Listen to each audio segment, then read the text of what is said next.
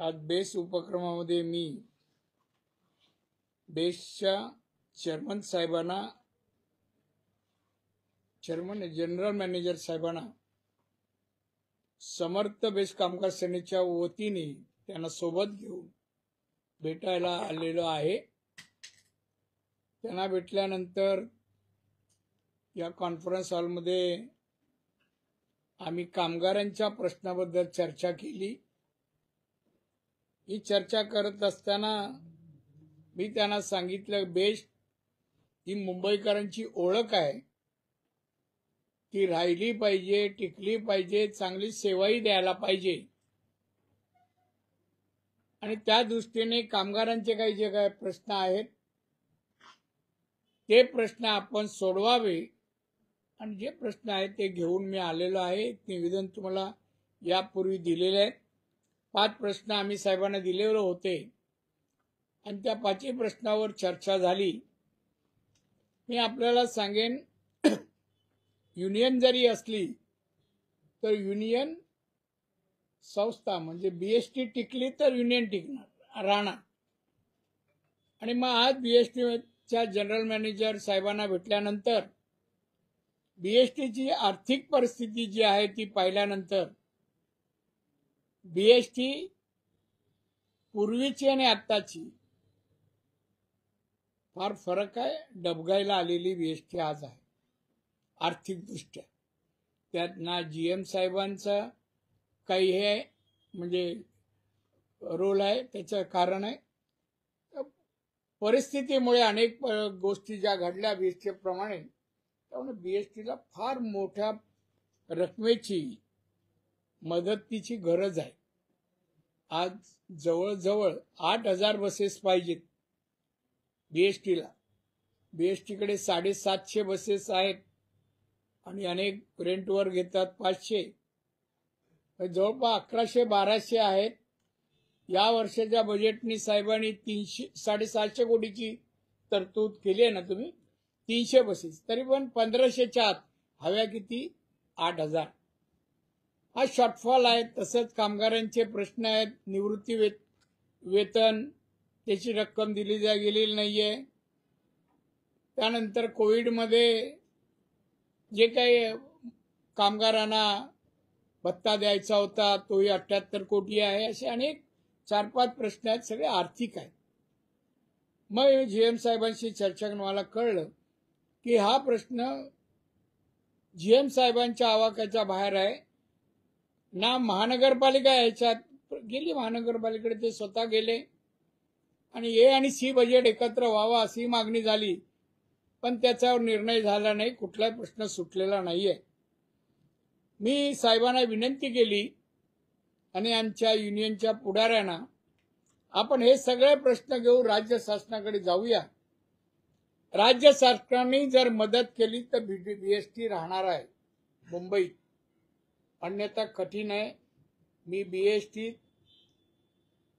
3 वर्ष चेअरमन होतो, मला बीएसटी माहिती आहे।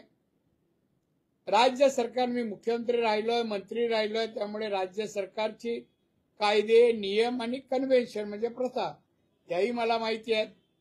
त्यामुळे मी त्यांना विनंती केली साहेबांना की आपण ते मी म्हणजे युनियनच्या वतीने आणि खासदार म्हणून लोकप्रतिनिधी म्हणून आम्ही म्युनिसिपल कमिशनर जे असतील ते आणि अर्थमंत्री आणि मुख्यमंत्रींची एक बैठक व्हावी आणि हे प्रश्न सगळे सुटावेत आणि बीएसटी अतिशय दर्जेदाररित्या मुंबईकरांना वाहतूक व्यवस्था द्यावी अशी परिस्थिती निर्माण होण्यासाठी राज्य सरकारने मदत करावी। म्हणून आम्ही येणाऱ्या 10 दिवसात, मुख्यमंत्र्यांनी वेळ लवकर दिला तरी चालेल, पण 10 दिवसाच्या आत यावर काहीतरी मार्ग राज्य सरकारने सुचवावा, मदत द्यावी, तरच बीएसटीचं हिताचं म्हणजे बीएसटी राहणार आहे, टिकणार आहे। अन्यथा बीएसटीची परिस्थिती चांगली नाही। 8000 कोटी आणि 750 कोटी बसेस यावरून आपण ओळखा आणि त्यामुळे हे काय कुठलंही युनियनबाजी करण्यासाठी मी आलो नाही। बीएसटी आणि मुंबईची जनता, बीएसटीचा कामगार आणि मुंबईची जनता याच्यामध्ये कोणीतरी सांगता ते समन्वय घडून आणणं याच हेतूने मी आज आलो.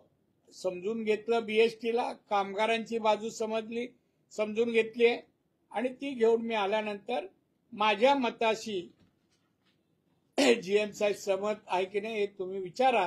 पण मला वाटतं हा एकमेव मार्ग आहे की राज्य सरकारने माननीय देवेंद्र फडणवीस आणि अजित पवारनी भरीव मदत एकदा करून नाही चालली. सोर्स ऑफ इन्कम भविष्यासाठी पण कायमस्वरूपी निर्माण व्हायला पाहिजे.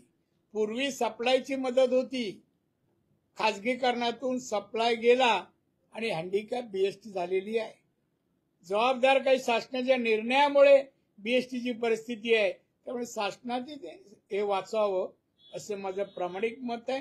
त्यामुळे तुम्ही जरी बातमी घ्यायला आलात तर तुम्ही पण मुंबईकर आहात, मुंबईच्या हिताची बातमी द्यावी. याच्यातून चांगलं आम्ही निष्पन्न करू असं मला वाटतं. आता तुम्ही जीएम साहेबांना काय विचारायचं तर विचारू शकता. आम्ही लवकरच शासनाकडे गेल्यावर तुम्हाला हवी तशी बातमी मी देईन हे आश्वासन आहे. दादा, आणखीन एक कर्मचाऱ्यांशी ज्यावेळेस आम्ही बातचीत करतो त्यावेळेस त्यांच्या पदोन्नतीचा एक मुद्दा प्रामुख्याने समोर येतो. 30 वर्ष झालं आम्ही एका पदावर आहोत, आमचा काय दोष आहे असं देखील सवाल होतो. आपलं म्हणणं आणि कामगारांना रास्त आहे. एक तुम्हाला मी पहिल्यांदाच वास्तव सांगितलं काय बीएसटी. मी आता माझ्याकडे काय पैसे नाही, खाली आला मी रस्त्याने चाललो, भिकारी आला, साहेब खाणे को देऊ, तर माझ्याच खिशात काय नाही, मी त्याला काय देणार. हा बीएसटीची ती सेम परिस्थिती आहे. कामगार निवृत्ती वेतन नाही दिलंय, कोरोनामध्ये 78 कोटी फक्त नाही दिले. याचाच अर्थ असं नाही की टिकायला काय बघा बीएसटी देत नाही. हे बीएसटीकडे येणारे पैसे वाहतूक करतात त्यांच्याकडूनच येतात ना, ते पुरेसे नाही येत ना. आणि जगात कुठला ट्रान्सपोर्ट सरकारच्या मतीशिवाय प्रॉफिटमध्ये नाही आहे, लॉसच आहे ट्रान्सपोर्ट वाहतूक व्यवस्था. आणि त्याला हे अपवाद नाहीये. मी सांगतो लवकर ही परिस्थिती आम्ही निर्माण करू. पूर्ववत बीएसटी, पूर्वी जशी बीएसटी होती तशी आम्ही निर्माण करू. तुम्ही पत्रकारांनी या सगळ्याला पोषक वातावरण जनमानसात सरकारमध्ये पण मत जाईल अशी अतिशय चांगल्या भाषेतली बातमी पोचवा सगळीकडे विनंती. साहेब, सर्वसामान्यांना एकच प्रश्न पडतो, मुंबईची गर्दी वाढते, बीएसटीची मागणी आहे, आपण बघितलं बीएसटी फुल असतात तरी आपण बघत नाही कमी आहे किंवा चालले असतात. अशा वेळेसही बीएसटी कव्हर लॉस मध्ये हा प्रश्न कोणालाही पडतो. फक्त एक्सप्लेन करा. एक थांब, मी एक्सप्लेन तुमच्यावर हा जीएम आहे साहेब. मी आता पत्रकार मित्र, आता मी एवढं समजून सांगितलंय, आम्हाला कळतंय. आज आमचा प्रवासी 1-1 तास बसची वाट बघतोय रस्त्यावर. शॉर्टेज आहेत बसेस. 8,000च्या जागी 750 आमच्या खिशात आहेत. आम्ही नाही बसेस देऊ शकत. आर्थिक परिस्थिती म्हणून त्यांनी ए बजेट आणि सी बजेट एकत्र व्हावा, कॉर्पोरेट मदत होईल या इथून गेले, तिथून निर्णय झाला नाही. त्यांनी अनेक जीएम साहेबांनी अनेक मार्ग शोधले, त्यांना ते मध्येच अडचणीत आहे. आणि म्हणून आम्ही अंतिम कायमस्वरूपी प्रश्न सुटावा, प्रवाशांना थांबता लागू नये, वेळी जावं, बस यावं. बीएसटी याच्यापेक्षा लक्झरी बसेस उपलब्ध व्हाव्यात हे माझं मत आहे. आणि त्यामुळे आम्ही तसे प्रयत्न करू. एक वेगळा प्रश्न आहे. वेगळा वक्फ सुधारणा बोर्ड हे कुठे बसलेले आता निर्णय आलाय कोर्टाचा म्हणून बोल ना, काय बोल. वक्फ सुधारणा बोर्ड जो शासनाने मंजूर केला, त्याचा कोर्टामध्ये सुनावणी झाली आहे. कोर्टाने असं म्हटलं की 7 दिवसात केंद्र सरकारने आपली बाजू मांडावी, तोपर्यंत कुठलीही बदल त्यामध्ये करू नयेत असे कोर्टाने आदेश दिले. काय कोर्टाचा आदेश केंद्र सरकार इम्प्लिमेंट करेल. आमचं बिल तर क्लिअर आहे. आम्ही काय कोणाची जमीन घेत नाही. एकदम वक्त तुम्ही समजून घ्या. आम्ही जे काही जी वक्तची जमीन म्हणा, जे काही योजनाच आहे ते मुस्लिम बांधवांच्या गरीब लोकांचं संगोपन करण्यासाठी आहे. गरीब दारू 5 स्टार उघडण्यासाठी नाही. वक्तमध्ये एकाने जमीन घेऊन बँगलोरला 5 स्टार हॉटेल चालू आहे, त्यासाठी नाहीये. आणि म्हणून सरकारने घेतला निर्णय की सर्वसामान्य मुस्लिम समाजाला त्याचा बेनिफिट व्हावा. आणि त्याचा निर्णय अगदी भारतीय घटनेच्या नियमानुसार व्हावा आणि म्हणून घटनेत राहून वक्फचा निर्णय झालेला आहे. पटलं? बाळासाहेबांचं AI मधलं भाषण जास्त आहे हा? बाळासाहेबांचं AI मधलं उद्धव भाषण उद्धव ठाकरेंच्या पक्षाची काल एक सभा नाशिकमध्ये झाली. हो. त्या सभेमध्ये बाळासाहेबांचा एक जुना ऑडिओ जो आहे तो पुन्हा एकदा लावण्यात आला आणि कुठेतरी ऊर्जा शिवसेनेमध्ये देण्याचा प्रयत्न उद्धव ठाकरेंनी काल केलेला पाहिला. AI च्या माध्यमातून तो व्हिडिओ दाखवण्यात आला. इंटेलिजन्सचा वापर केला होता. अरे असं करू आजही दे. बाळासाहेबांचं नाव वापरलं. माणसं करू शकत नाही ते ह्यांनी सफिशियंट आहे का? साहेब नाहीत आता आवाज करून. साहेबांची आयडिओलॉजी, साहेबांचे विचार उद्धवने का नाही इम्प्लिमेंट केले एवढ्या वर्षात? साहेबांचे विचार त्याला माहिती आहे, कॅसेट सगळ्या घरात आहेत. ऐक ना, रात्रभर का नाही केले? लोकांपर्यंत जाणं, सैनिकांना सांभाळणं, प्रेम देणं, हे साहेबांनी केलं ना. म्हणून संघटना मधून मी 39 वर्ष होतो, जवळून पाहिलं. याला काही नाहीये. अहो साधा मुख्यमंत्री राज्याचं 2.5 वर्ष नुकसान केलं ना त्यांनी. राज्य मागे गेलं 10 वर्ष. ते पवार साहेबांनी मेहरबानी बसवलं असं. त्यामुळे मी तुम्हाला सांगतो, उद्धव ठाकरेंनी काही केलं. उद्धव ठाकरे वर येणार नाही. पुढच्या वेळेला विधानसभेत 5 आमदार नसतील अशी उद्धवची परिस्थिती आहे. शिवसेना एकनाथ शिंदे सुरू आहे आणि उद्धव ठाकरेची बंद अवस्थेत आहे. ते असं म्हणतात की भाजपचं हिंदुत्व जे आहे ते नकली आहे. वारंवार तो सांगून काय होतो? काय सांगतो? आम्ही केंद्रात सत्तेवर आहे, राज्यात सरकारवर आहे, पंतप्रधान आमचे आहे. आम्ही नकली असतो ते 140 कोटीपैकी मॅक्झिमम लोकांनी आमचे खासदार निवडून दिले असते का नकली असतं तर? त्याच तुम्ही का प्रश्न विचारता? त्या लायकीचा नाही हो त्याचे प्रश्न. विचार चांगले प्रश्न. मी कुठे मला बोला, मी येतो ना. उद्धवने विचारावे. मी साहेबांचा सैनिक आहे. साहेब आजही माझे गुरु आहेत.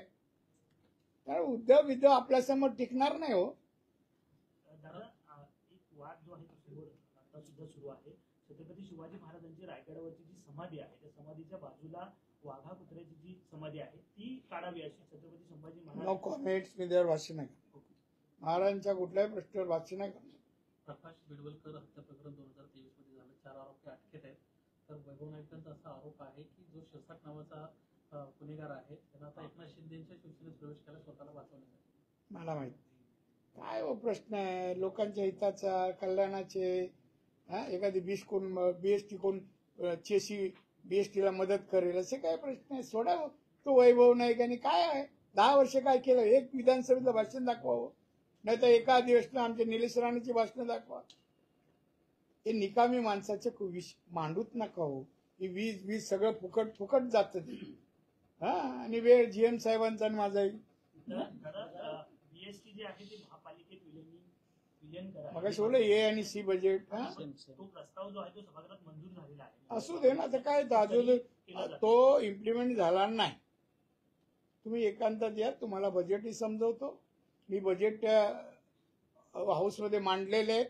कॉर्पोरेशनची आजची आर्थिक परिस्थिती बघतो, बघा तुम्ही, आणि मग तुम्ही सांगा मला 2 बजेट किंवा दोघी संस्था एकत्र यावी का, मिलन व्हावी का? कळलं ना? मर्जर म्हणतात ते कशाचं होतं?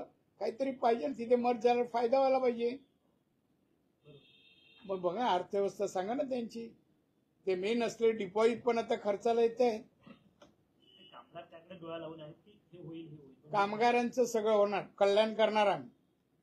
कामगारांना वाऱ्यावर आम्ही सोडणार नाही. मी आज आलोय मुख्यमंत्र्यांकडून हे सगळी देणी तर त्वरित द्यायला लावून, पण बीएसटीचा कायमस्वरूपी सोर्स ऑफ इन्कम आम्ही समर्थ बीएसटी करण्याचा प्रयत्न आहे. बस. शेवटचा प्रश्न. 9 शिवसैनिक तू कोणाकडून घेतोस? उद्धव ठाकरेकडून नाही ना. माझी लिहिलेली आहे मी. बोल ना. मग कशाला लागतं? मी मग एक कागद पण नाही घेतला एवढं बोलताना. सराव आहे माझा. मग बोल ना काय ते बोल. 9 शिवसैनिकांची हत्या झाल्याचा एक आरोप सातत्यानं होतोय. या संजय राऊतांना असं म्हणलं की 9 शिवसैनिकांची हत्या झालेली आहे. त्यात काय तथ्य आहे? आणि कुठे झाली? कुठे झाली? कोकणामध्ये झाली असं त्यांचा आरोप आहे की 24 हत्या झाल्या त्यातील 9 शिवसैनिक होते असा आरोप. नाही, मला प्लीज असं करा तर संजय राऊत सांगा, नाव सांगा. कोणाची हत्याने कोणी केली? घाबरतो कशाला? एवढा जीवाला घाबरतो तर घराच्या बाहेर येऊन प्रेस का घेतो? आझाद मैदानला ये, क्रॉस मैदानला ये, आम्ही येऊ ना ऐकायला. आणि तुम्ही काय हो, उद्धव आणि तो संजय काय लोकांना काय देतात हो? कधी भीक देताना संजय राऊतला पाहिलं का उद्धवला पाहिलं का? गरीबाला 5 रुपये दिले कधी? काही तुमच्या मध्ये कोरोना आला कोणाच्या घरात पाठवलं का धान्य जेवण खावण? या शिवसेनेवाले एकाने कोणी काय उगाच तुम्ही उगाच ते दुकान चालवता हो.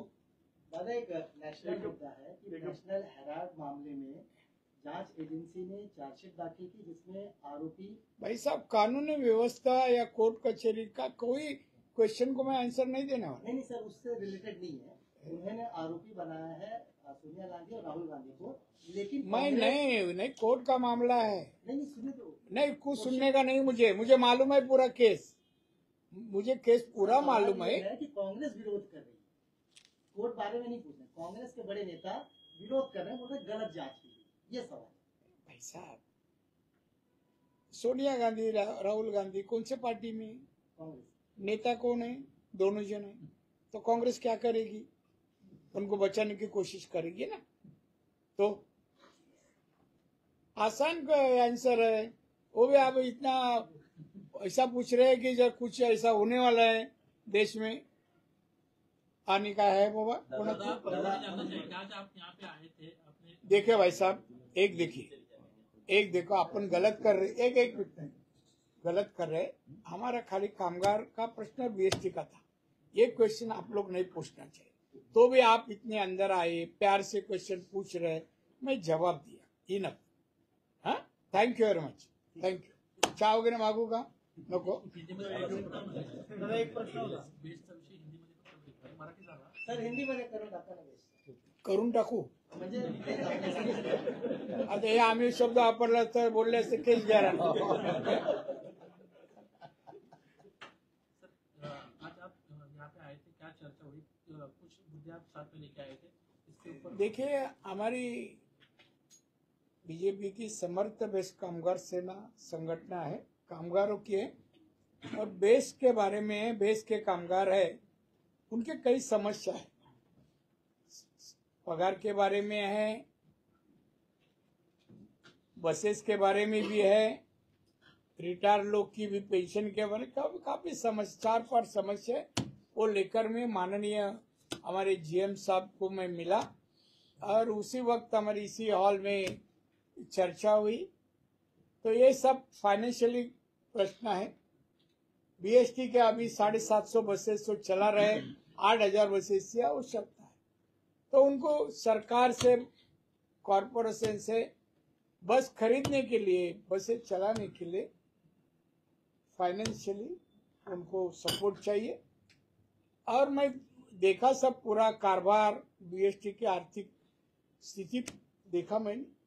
तो मैं समझता हूँ बीएसटी जैसा बीएसटी इसके पहले थी उनको बिजली सपोर्टिंग जो अपना एक डिपार्टमेंट था सप्लाई का, उससे प्रॉफिट जो आता था वो ट्रांसपोर्ट को खर्चा किया जाता था. अभी वो नहीं है कि वो प्राइवेटाइजेशन सप्लाई का होने के कारण. तो अभी हैंडीकैप बीएसटी हो गई. तो ये सब बसेस के लिए पैसा, सर्विस के लिए, सैलरी के लिए पैसे की आवश्यकता है. इसके लिए हमें राज्य सरकार के पास महाराष्ट्र के मुख्यमंत्री देवेंद्र फडणवीस और फाइनेंस मिनिस्टर अजित पवार इनको मिलने वाले हैं. और बीएसटी जो अभी कमजोर हो गई आर्थिक व्यवहार से, उसको मजबूत करने के लिए और हमारी समस्या बीएसटी की दूर करने के लिए हम रिक्वेस्ट करेंगे. मैं समझता हूँ कि सरकार भाजपा और 3 पार्टी का जो सरकार है वो हमारा प्रॉब्लम, बीएसटी का प्रॉब्लम, बीएसटी के कामगारों का प्रश्न जरूर हल करेंगे. मैं विश्वास रखता हूँ जल्दी विद इन 10 डेज में हम जाके मिलने वाले हैं.